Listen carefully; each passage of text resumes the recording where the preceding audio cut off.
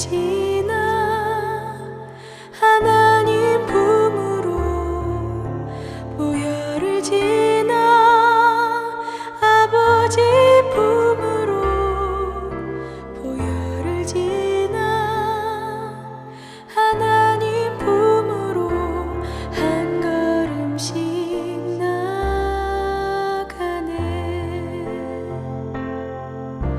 보혈을 지나 하나님 품으로 보혈을 지나 아버지 품으로 보혈을 지나 하나님 품으로 한 걸음씩 나가네. 존귀한 주 보혈이 내 영을 새롭게 하시네. 존귀한 주 보혈이 내 영을 새롭게 하네.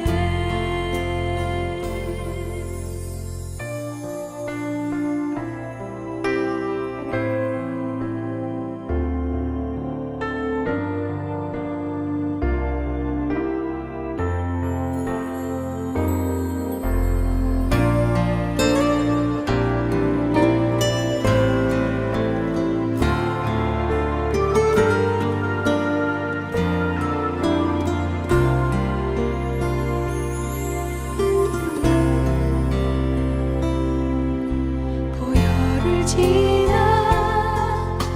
하나님 품으로 보혈을 지나 아버지 품으로 보혈을 지나 하나님 품으로 한 걸음씩 나가네.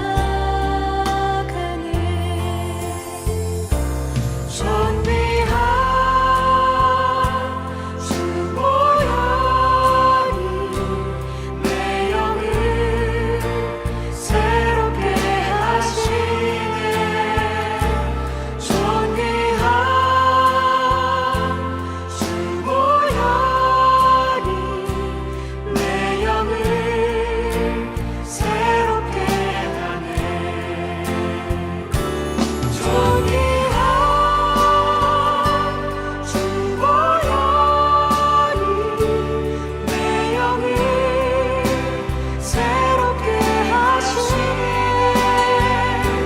존귀한 주 보혈이 내 영을 새롭게 하네. 존귀한 주 보혈이 내 영을 새롭게 하시네. 존귀한 주 보혈이 내 영을 새롭게 하네. 내 영을 새롭게 하네. 내 영을 새롭게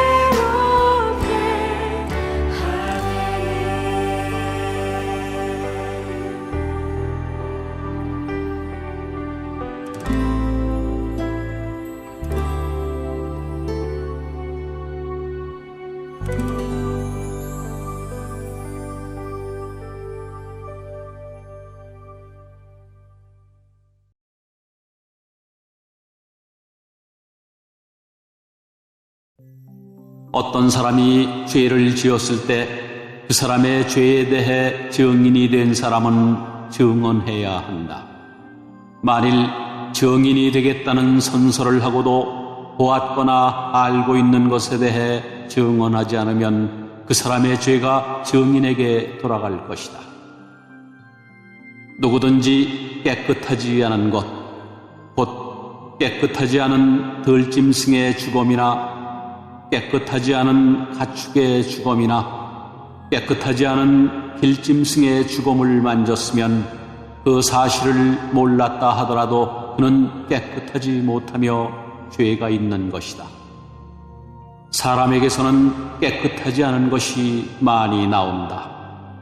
어떤 사람이 다른 사람의 깨끗하지 못한 것을 만졌을 때 그가 몰랐다 하더라도 알게 되면 죄가 있다. 어떤 사람은 아무 생각 없이 맹세를 하기도 한다.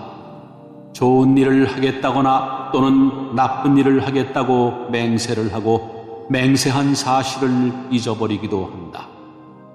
하지만 그 사실을 알게 될 때 그는 죄가 있다. 아무리 생각 없이 맹세한 것이라 하더라도 이는 여호와 앞에서 맹세한 것이기 때문이다.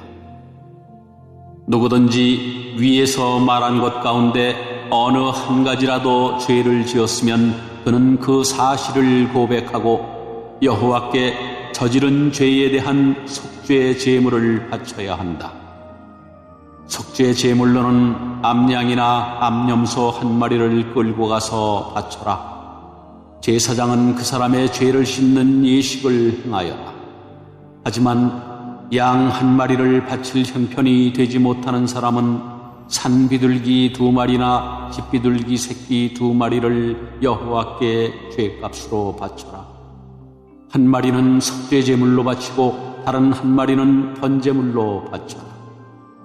그 사람이 새들을 제사장에게 가져오면 제사장은 먼저 그 가운데서 한 마리를 죄를 씻는 속죄 제물로 바쳐라. 제사장은 그 새의 머리를 비틀어 꺾되 목이 몸에서 떨어져 나가게 하지는 마라.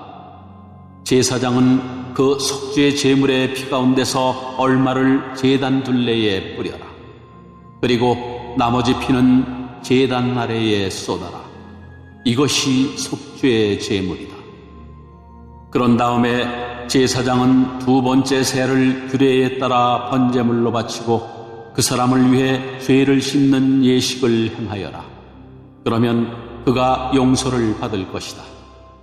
하지만 산비둘기 2마리나 집비둘기 새끼 2마리도 바칠 형편이 되지 못하는 사람은 고운 곡식가루 10분의 1 에바를 죄를 씻는 제물인 속죄 제물로 바쳐라. 그것은 속죄 제물이므로 가루에 기름을 섞거나 향을 얹지 마라. 제물을 바치는 사람은 그것을 제사장에게 가져가거라. 제사장은 전체를 바쳤다는 표시로 그 가루를 한 줌 쥐어서 불에 태워 바치는 화제물과 함께 제단 위에서 태워라. 이것은 속죄 제물이다. 그렇게 해서 제사장은 그 사람을 위해 죄를 씻는 예식을 행하여라. 그러면 그가 용서를 받을 것이다. 곡식 제물과 마찬가지로 속죄 제물 가운데서 남는 것은 제사장의 몫이다.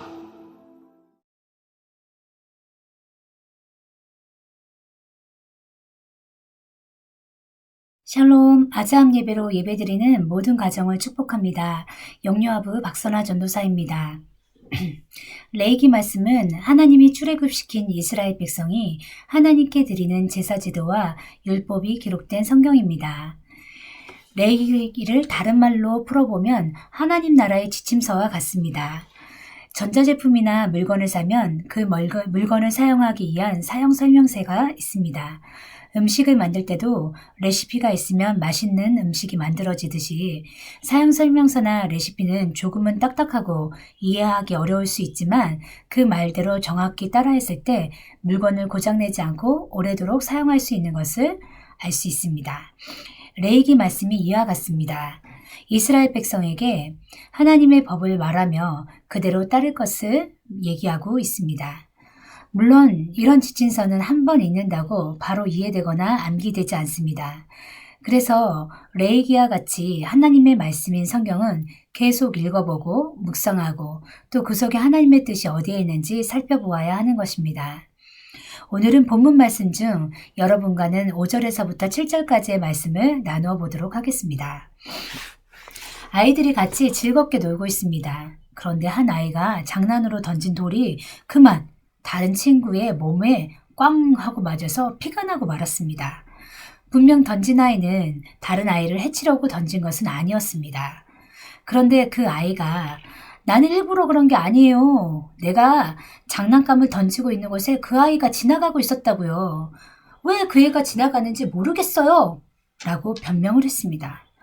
분명 일부러 한 행동은 아니지만 자기가 던져서 아파하는 아이가 있는데 그것에 대해 자신의 실수나 잘못을 인정하거나 사과하기를 거부하는 행동이었습니다. 우리 친구들도 그럴 때가 있죠. 언니나 오빠 또는 동생에게 잘못했으면서도 내 잘못을 인정하기 싫고 또 그것 때문에 어른에게 혼나기는 더 싫어서 자신의 잘못을 인정하지 않고 모른 척할 때가 있습니다. 또는 이 사실을 본 제3자가 그것을 사실대로 어른에게 말씀드리지 않고 모른 척 한다거나 또는 자기 생각대로 다르게 얘기할 때도 있습니다. 이런 모든 부지 중에 즉 자기가 알지 못하는 중에 저지른 죄라고 할지라도 그것이 죄라는 것이 드러났을 때는 자신의 잘못을 인정하고 또 그것에 대해서 잘못했다고 고백해야 하는 것입니다. 우리는 우리가 하는 행동이나 말, 마음에 품은 생각 속에 하나님 앞에 죄된 모습이 드러날 때 그것이 죄라는 것을 깨닫고 알아차려야 합니다. 즉, 죄의 민감성이 있어야 하는 것입니다.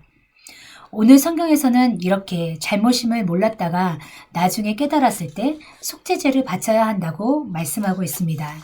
즉 내가 저지른 죄를 두리뭉실하게 없던 걸로 하는 것이 아니라 그것이 죄라는 사실을 분명하게 드러내야 하는 것입니다. 그리고 이후에 이어져야 할 행동은 죄 인정 및 죄 고백을 해야 하는 것입니다. 5절 말씀을 함께 읽어보겠습니다. 누구든지 위에서 말한 것 가운데 어느 한 가지라도 죄를 지었으면 그는 그 사실을 고백하고 라고 말씀하고 있습니다. 우리는 끊임없이 죄를 저지르고 있습니다. 속이고 거짓말하고 싸우고 헐뜯고 남을 고발합니다. 어떻게 이렇게 잘 아냐고요? 우리 집에서 늘 벌어지는 일입니다. 평화의 시기가 별로 없습니다. 그런데 가장 안 좋은 점은 자기가 잘못했음에도 그것을 인정하지 않고 끝까지 버틸 때 더 큰 문제가 생긴다는 것입니다. 잘못을 인정하고 내가 이런 잘못을 했기 때문에 다음에는 그런 행동을 하지 않겠습니다 하고 돌이키면 되는데 그것을 하지 않아서 오히려 크게 혼날 때가 있는 것이죠. 자기가 잘못하고 속에서는 계속 찔림이 옵니다. 도대체 그 찔림은 어디에서 오는 걸까요? 바로 우리 안에 계신 성령 하나님께서 우리에게 우리의 속사람을 계속해서 찌르고 있는 겁니다. 야, 빨리 잘못했다고 고백해. 너의 잘못은 이거잖아 라고 말씀하고 있는 거예요. 그런 마음이 드는데 우리 친구들의 한편에서는 나의 잘못을 인정하지 않고 또 끝까지 버티려고 하는 마음이 솟아오릅니다. 그러나 성경에서는 이런 잘못을 했을 때 인정하고 바로 자기의 잘못을 고백하라고 말씀하고 있는 것입니다. 여러분, 죄를 안고 고백하지 않으면 마치 슬라임이 내 몸에 붙어있는 것과 같습니다. 죄는 끊임없이 여러분을 붙잡고 따라다닙니다. 너무 싫은 일이죠. 어느 한쪽에서는 슬라임 좋아! 하는 친구도 있네요. 그렇지 않습니다. 죄는 흔적을 남기고 우리를 고통스럽게 합니다. 죄의 끈적임에서 끊을 수 있는 방법은 죄의 고백입니다. 주님, 잘못했어요. 저를 용서해 주세요. 이렇게 고백할 때 우리를 사랑하시는 하나님께서 두 팔 벌려 용서해 주시는 것입니다. 6, 7절 말씀 함께 읽어보겠습니다. 여호와께 저지른 죄에 대한 속죄제물을 바쳐야 한다. 속죄제물로는 암양이나 암염소 한 마리를 끌고 가서 바쳐라. 제사장은 그 사람의 죄를 씻는 예식을 행하여라. 하지만 양 한 마리를 바칠 형편이 되지 못하는 사람은 산비둘기 2마리나 집비둘기 새끼 2마리를 여호와께 제값으로 바쳐라. 한 마리는 속죄제물로 바치고 다른 한 마리는 번제제물로 바쳐라. 6, 7절에 속죄제를 드리는 사람은 속죄제물로 암양이나 암염소 한 마리 또는 그 정도까지의 형편이 되지 않은 사람에게 비둘기를 바치라고 얘기하고 있습니다. 즉, 제 고백을 받으시는 하나님께서 우리의 형편까지도 염두에 두시고 있다는 사실입니다. 구약시대의 사람들이 죄를 용서받을 수 있는 방법은 이처럼 속죄제물을 하나님께 드릴 때 또 제사를 할 때 가능했습니다. 또한 형편이 어려운 사람이라 할지라도 값비싼 제물을 드릴 수 없기 때문에 나는 안 바쳐, 못 바쳐가 아니라 그 형편에 맞는 것들을 바칠 수 있게 해주신 것입니다. 그러나 이러한 방법들은 이례적이고 또 영원한 것이 될 수 없습니다. 끊임없이 죄를 짓는 우리 사람들은 자신의 죄가 드러나고 인지될 때마다 하나님 앞에 제물로 제사를 드려야 했던 것입니다. 그러나 우리를 사랑하시는 하나님께서 우리의 죄를 온전히 해결해 주시기 위해 이 땅 가운데 하나님이자 하나님의 아들이자 하나님이신 예수 그리스도를 보내주셨다는 사실입니다. 예수님만이 우리의 죄를 대신 해결하실 수 있고 우리를 구원의 길로 인도해 주시는 분입니다. 이제는 속죄제물을 바치는 것이 아닌 예수님이 우리의 희생제물이 되어 주십니다. 예수님이 우리의 죄 때문에 희생양이 되어서 십자가에 죽어주심으로 우리의 모든 죄가 사함을 받고 이제 우리는 하나님을 아빠라고 부를 수 있는 겁니다. 이런 예수님의 십자가의 희생을 힘입어 내가 범죄하였을 때 예수님의 십자가를 붙들고 하나님께 나아갈 수 있는 것입니다. 예수님을 믿고 죄를 고백하면 하나님이 용서해 주십니다. 그런 하나님의 신실하심을 따라 매일 하나님 앞에 나아가는 우리 친구들이 되기를 바랍니다. 함께 기도하겠습니다. 사랑과 은혜가 충만하신 하나님 아버지 감사합니다. 죄 많은 내 심령 속에 예수님을 나의 구주 나의 하나님이라 영접하게 하셔서 이제는 주님 앞에 예수 그리스도의 십자가를 붙들고 나아갈 수 있게 하시니 감사합니다. 내가 너무 많은 죄를 지어서 때로는 숨기고 싶고 때로는 잊어버리고 싶을 때 주님께서 깨닫게 하시고 오히려 예수님의 십자가의 그 능력으로 말미암아 제사함 받을 수 있게 해주시니 감사합니다. 항상 주님을 붙들고 나아가는 저희가 되도록 주님 인도하여 주시옵소서. 이 시간 주님 앞에 예배드릴 수 있게 하심에 감사하며 이 모든 말씀 지금도 살아서 역사하시는 우리 주 예수 그리스도 이름으로 기도드리옵나이다. 아멘.